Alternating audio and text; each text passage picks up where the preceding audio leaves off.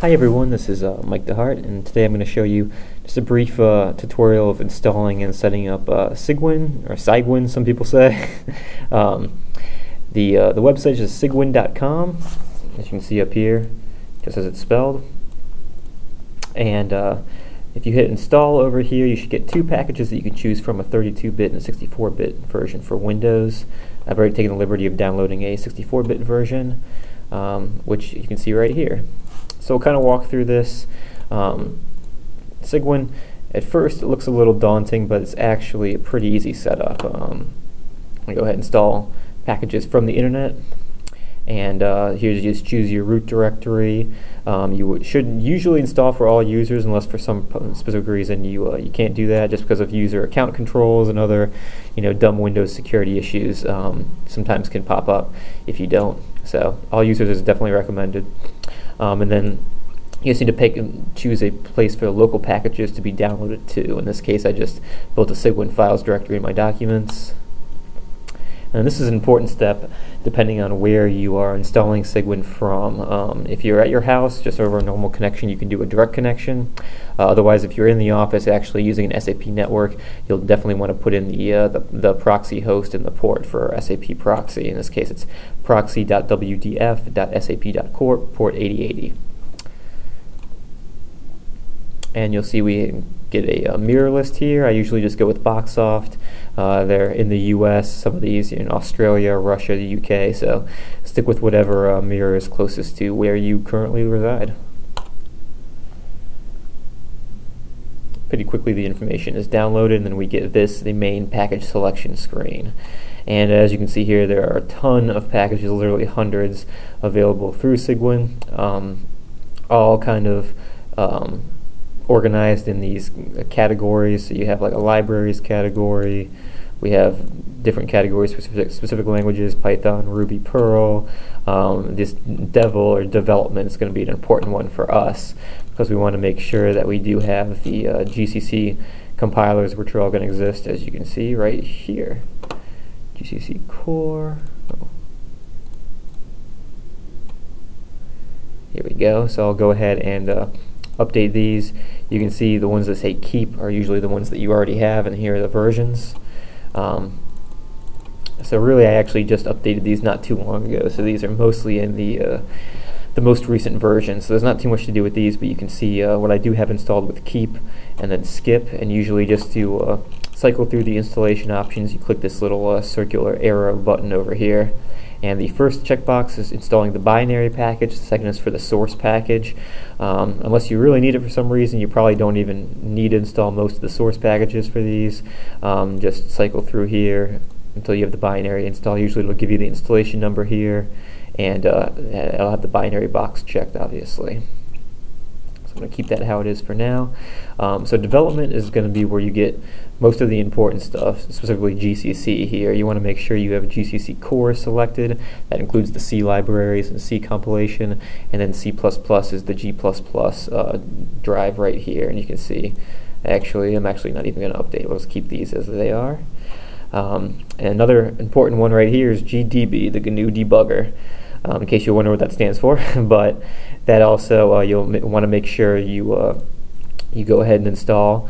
The nice thing about Cygwin as well is it kind of handles all dependencies on the next screen after you choose the packages you want, so you don't have to worry about not including or missing a library that might be included with GDB or anything like that, because all the dependencies are checked and installed as well.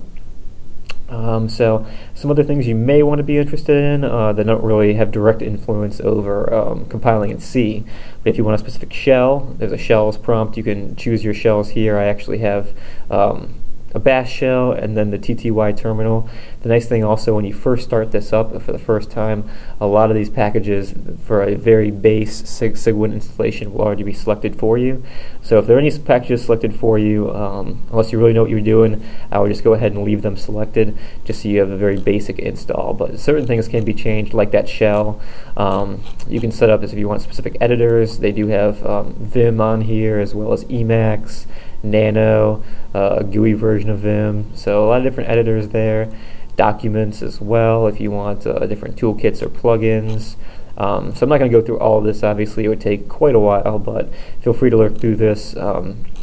And then also, one of the nice things about Cygwin is as long as you have that setup exe file we just clicked, you can reinstall, uninstall, update packages as much as you want. So, if you decide after your base installation that you want some extra features, oh, I forgot something, you can just pop up that setup file again, or boot up that setup file and select additional packages, uninstall some packages if you don't want them anymore, that kind of thing. So, a lot of helpful stuff there. The only other thing you may want to double check, let me see. What did you see? I think actually it'll be handled by the dependencies, and make sure the C libraries are checked. And I'm not even sure if there's an option for that. Keep interface for parsing command line arguments. So yeah, I'm not even going to worry about that. A lot of the libraries, if C libraries are required, they're just going to be automatically added on the next page anyway. Something else that a lot of people do like is the SSH commands. This nice thing up here too, you can also search in this box for anything you may want to install that you don't want to have to search through these categories to look for. So if I do SSH, this will get hit up. And this will only show the different library or the different categories that have SSH commands, and you can see there's debug info for OpenSSH and then OpenSSH right here, which I do have installed. So if that's something that you want as well, SSH connectivity to other servers, that's also something that's kind of a good feature and a popular feature in Cygwin. So I don't have really anything installed right now, but we'll go ahead and go to the next screen. You can see down here there is a next button. Actually, you probably can't see the next button, but right where my cursor is, there is a next button to go over to the main page. And this is an important page as well. Make sure this is selected, so you can select required packages.